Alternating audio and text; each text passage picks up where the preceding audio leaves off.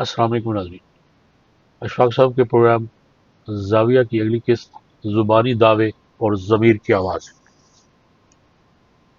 کہتے ہیں کہ بڑا اچھا موسم ہے اور بڑے اچھے دن ہیں، لیکن جو خوشی دلوں کے اندر ناچتی ہے اور چہروں پر رقص کرتی ہے وہ عام لوگوں میں مفقود ہے۔ پتہ نہیں اس کی کیا وجہ ہے۔ کسی سیانے سے پوچھے تو وہ بھی اس کی وجہ بیان نہیں کر سکتا۔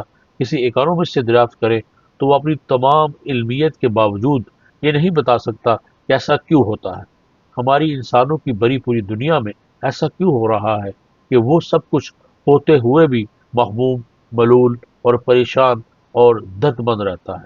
لیکن میں سمجھتا ہوں کہ یہ دن بھی کچھ سکھانے کے لیے ہوتے ہیں، اور جب آدمی سیکھ جاتا ہے تو بہت کچھ حاصل کر لیتا ہے، اور چھوٹی چھوٹی باتوں سے بہت بڑی باتیں آپ کے سامنے آ جاتی ہیں، بشرط یہ کہ آپ غور کریں۔ رمضان شریف سے پہلے کا ذکر ہے، میں اپنے گھر میں بالکل اکیلا تھا۔ ایک عجیب و غریب آواز سنی جو اس سے پہلے کبھی سنائی نہیں دی تھی۔ وہ آواز کچھ پرندے کی لگتی تھی، اور کچھ مشین کی تی لگتی تھی، اور کچھ کسی سیارے کے اوپر سے آنے کی سی، یعنی ککو کک کک ککو پشار ہوا، اور میں نے اٹھ کر سین کا چکر لگایا۔ آواز بدستور آتی رہی تھی کہ پتہ نہ چل سکا کہ وہ کہاں سے آ رہی ہے۔ پھر میں اٹھ کر برچی خانے میں گیا، وہاں سے بھی ایسی آواز آ رہی تھی، لیکن ذرا مدھم تھی۔ باورچی خانے کے ساتھ ایک کوٹری ہے جہاں کھانے پینے کا سامان، سوکھی رسد وغیرہ ہوتی ہے، وہاں بھی ویسی ہی کک کک کی آواز آ رہی تھی۔ اور پھر میں باہر نکلا اور محسوس ہوا جیسے یہ آواز میرا پیچھا کر رہی ہے، جس طرح میں جاتا ہوں میرے ساتھ چلی آ رہی ہے۔ میں خاصا پریشان ہوا۔ اس عمر میں آدھی چھوٹی چھوٹی باتوں پر زیادہ پریشان ہو جاتا ہے۔ اتفاق سے میرا بیٹا جو بھی اتفاق سے میرا بیٹا جو اپنی فائل بھول گیا تھا، دفتر سے گھر آیا تو میں نے کہا، یار تم دیکھو، یہ عجیب سی آواز آتی ہے اور پھر رک جاتی ہے اور بڑی دیر تک نہیں آتی۔ وہ کہنے لگا کہ گھبرانے کی بات نہیں ہے، یہ آواز ہماری سڑک سے پچھلی سڑک پر، جو سرونٹ کوارٹرز کی جو کالونی ہے اس کے پیچھے سڑک بن رہی ہے، اور اس طرف سے آ رہی ہے، اور ضمیر کو ہموار کرنے والے بلڈوزر کی آواز ہے۔ میں نے کہا کہ بلڈوزر کی آواز تو اور طرح کی ہوتی ہے۔ اس نے کہا، ابو، بلڈوزر جب ریورس کرتا ہے تو پھر یہ مخصوص قسم کی آواز دیتا ہے، خطرے کے طور پر کہ پیچھے سے کوئی سب محتاط ہو جائے۔ میرا بیٹا چلا گیا، لیکن میں سوچنے لگا کہ سائنسدان لوگ بھی کیا کمال کے لوگ ہوتے ہیں۔ انہوں نے مادیت سے اتنا کچھ نہیں سیکھا جتنا روحانیت سے سیکھا ہے، اور میرے اندر بھی یہ وارننگ کا سگنل اکثر اسی آواز میں چلتا ہے اور چلتا رہا ہے، جس کو آپ ضمیر کی آواز کہہ لیں، جس کو آپ احساس گناہ کا نام دیں۔ میرے اندر کی آواز سے فائدہ اٹھا کر ہی سائنسدانوں نے اپنی مشینوں میں اس طرح کی آواز بھر دی ہے جیسے ضمیر کی آواز ہوتی ہے، تاکہ آدمی کو پتہ چلتا رہے کہ وہ کیسی غلطی کر رہا ہے اور کیوں ریورس جا رہا ہے، اور یہ کہ اسے خداوند تعالیٰ نے آگے جانے کے لیے حکم دیا ہے، وہ بیک کیوں جا رہا ہے۔ میرے ذہن میں یہ ساری باتیں آئیں تو بہت ساری گزشتہ باتیں اور کیفیتیں جو آدمی کے ذہن پر طاری ہو جاتی ہیں وہ طاری ہو گئی۔ مجھے اللہ کی ایک بات یاد آئی جس کی میں نے ہمیشہ ہی حکم عدولی کی، جس کو نہیں مانا، یہ کہ اللہ کہتا ہے کہ وہ کیوں کہتے ہو جو کرتے نہیں، اور بہت دفعہ کہا ہے۔ میری یہ کفیت رہی ہے، اور شاید میرے ساتھیوں کی بھی، کہ وہ کہ ہم جب سٹیج پر بیٹھے ہیں یا گھر والوں یا دوست احباب میں بات چیت کرتے ہیں تو ضرور ایسی باتیں کرتے ہیں جن پر ہمارا عمل نہیں ہوتا۔ میرے ایک استاد تھے، اور میں خود بھی ٹیچر رہا ہوں۔ وہ اپنے طلبہ، اپنے ساتھیوں اور سارے ملنے والوں کو اکثر بتایا کرتے ہیں کہ نبی اکرم صلی اللہ علیہ وآلہ وسلم اپنے کام خود اپنے ہاتھوں سے کرتے تھے، اپنے کرتے کو خود پیوند لگاتے تھے، اپنے جوتے گانڑ لیا کرتے تھے، اگر جگہ صاف نہ ہو تو جھاڑو دے دیتے تھے، اور اگر کبھی کوئی کارکن، کارندہ یا خادم سویا ہو تو اسے کبھی نہیں جگاتے تھے۔ لیکن میں تو اکثر یہ پوچھتا ہوں کہ بھائی وہ بشیرہ کہاں ہے؟ پتہ چلا کہ سویا ہوا ہے تو کہتا ہوں اسے جگاؤ اور اسے بولو کہ میرے لیے چائے کی ایک پیالی بنائے۔ میری طرح میرے بعد آنے والے استاد پٹھے ہوئے کپڑوں کو پیوند لگانے یا جوتا گاڑنے کی بات اکثر کرتے ہیں، لیکن میں نے کبھی کسی استاد کو آج تک سکول میں نہیں دیکھا کہ اس نے اپنی قمیض کو کوئی پیوند یا ٹاکی لگائی ہو۔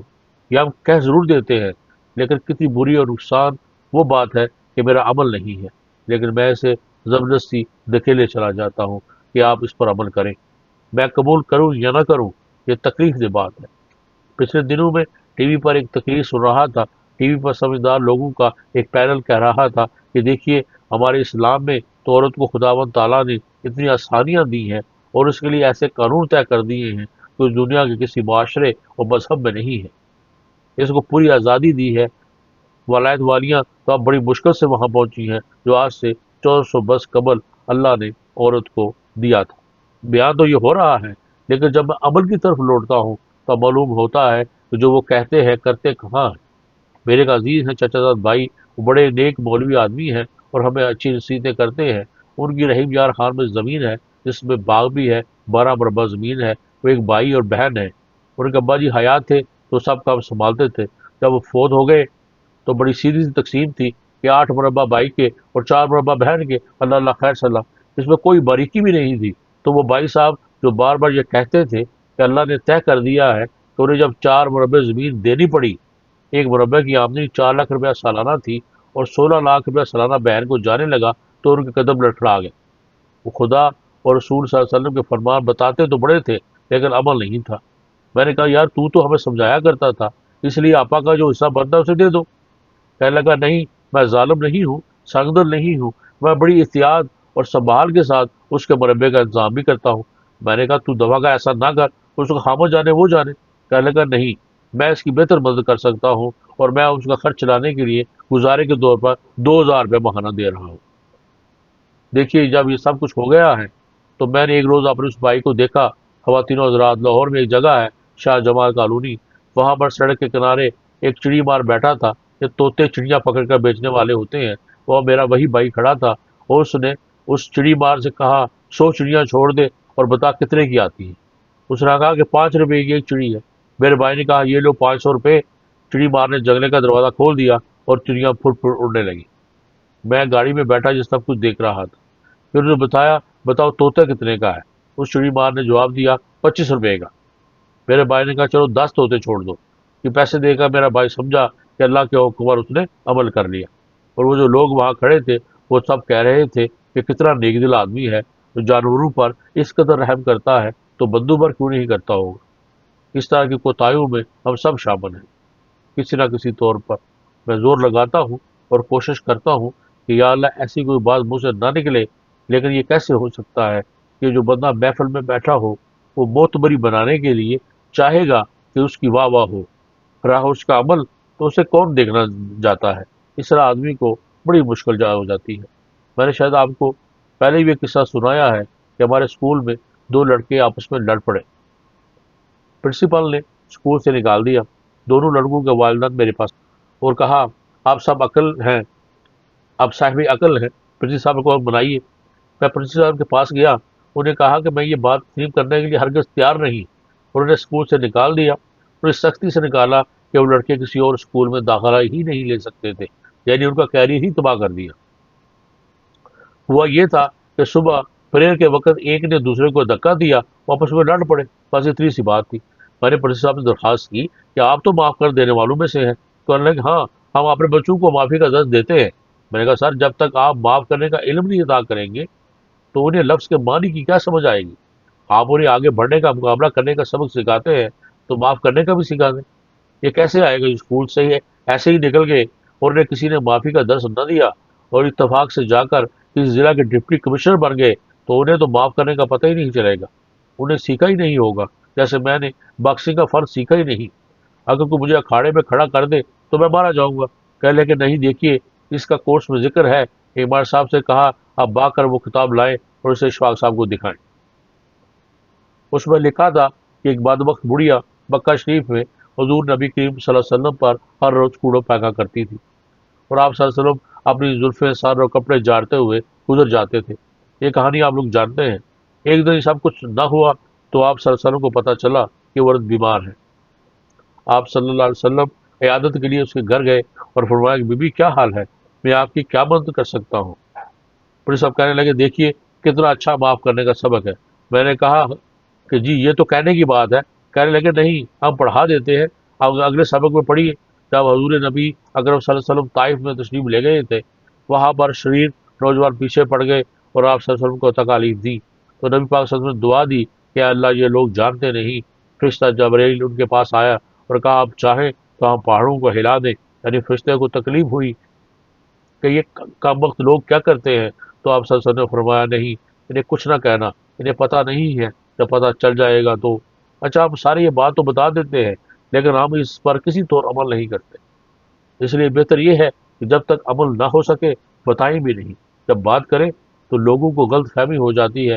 کبھی کبھی کوئی آدمی ایسا ضرور ہوتا ہے زندگی میں جو اس کو کک کی آواز سے فائدہ اٹھاتا ہے۔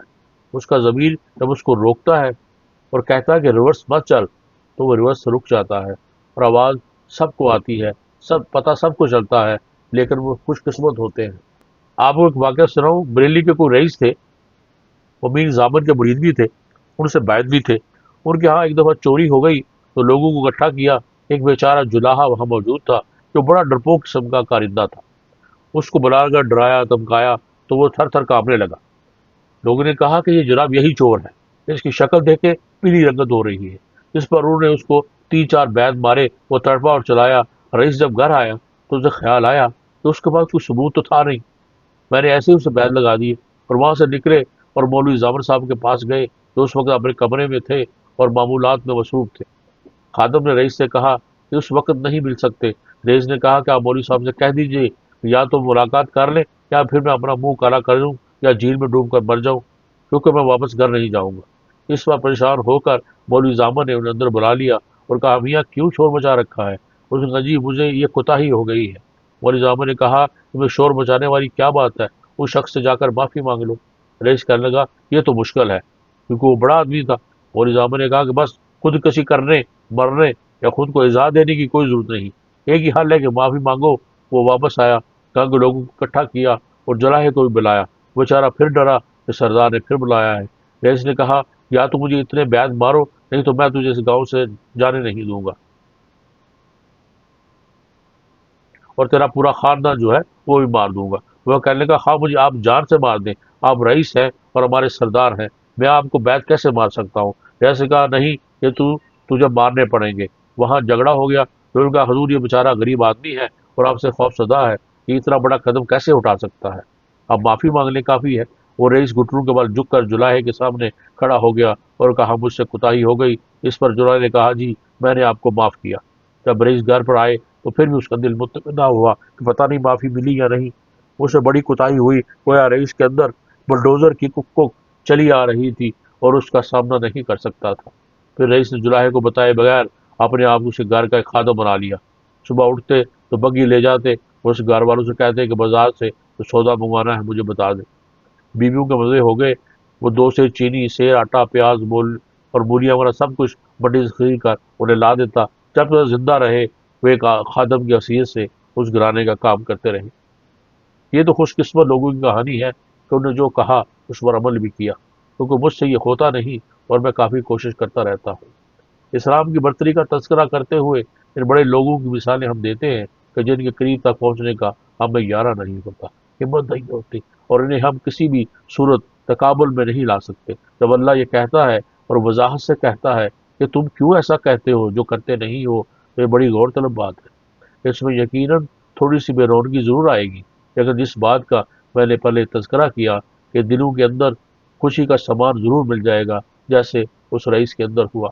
میں جو سمجھتا ہوں کہ ہماری معاشرتی کمزوری ہے کہ ہم لوگ سارے کے سارے اللہ درجے کی مثالیں دے کر اسے اپنی زندگی کے اوپر حاوی نہیں کرتے۔ حضرت عمر بن عبدالعزیز رات کو اپنے دفتر کا حساب کر رہے تھے، دیا روشن تھا، دوست بات کرنے لگا تو اپنے پھونک مار کے دیا گل کر دیا اور کہا یہ قوم کا تیل تھا جس سے یہ جل رہا تھا۔ ہم آپس میں ذاتی باتیں کر رہے تھے اس لیے یہ دیا نہیں جلے گا، اندھیرے میں بات کرو۔ ہم یہ بات جب کہتے ہیں تو سننے والا بھی بیچارہ اور ہم خود بھی سمجھنے لگتے ہیں کہ شاید ہم بھی اسی رنگ میں ہیں، حالانکہ ہم قومی یا سرکاری سرمایہ کو بلا دریغ جو استعمال کرنے میں ہرگز کوئی برائی نہیں سمجھتے۔ اس دن کی ریورس کی آواز میرے اندر بڑی شدت سے چل رہی ہے، گو میں ابھی بھی اس کک پر ویسے قابو نہیں پا سکا جیسے میر زامن علی صاحب کے مرید رئیس نے پایا تھا۔ میں آپ کو دعا دیتا ہوں کہ اللہ آپ کو آسانیاں عطا فرمائے اور آسانیاں تقسیم کرنے کا شرف عطا فرمائے۔ اللہ حافظ۔